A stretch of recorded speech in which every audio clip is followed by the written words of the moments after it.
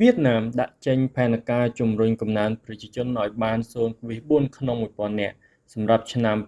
2026ធៀបទៅនឹងឆ្នាំ2025និងសម្រេចឲ្យបានផងដែរនៅអាយុជាមធ្យម76ឆ្នាំនិងធានាថា91%នៃអ្នកដែលមានវ័យចាស់ទទួលបានការពិនិត្យសុខភាពជាប្រចាំនៅក្នុងផែនការនេះក៏បានកំណត់គោលដៅផងដែរនៅកំណើនកម្ពស់ជាមធ្យមឲ្យបាន0.3សង់ទីម៉ែត្រសម្រាប់យុវជនអាយុក្រោម18ឆ្នាំ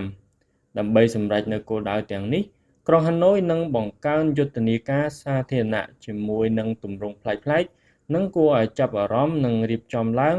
ស្របតាមសហគមន៍ផ្សេងៗគ្នាអ្វីដែលគួរឲ្យកត់សម្គាល់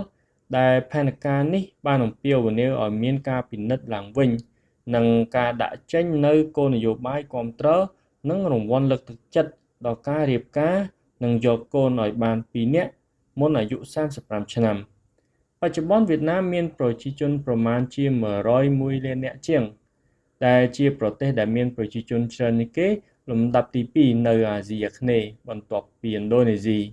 និងឈរនៅលេខរៀងទី16ក្នុងពិភពលោក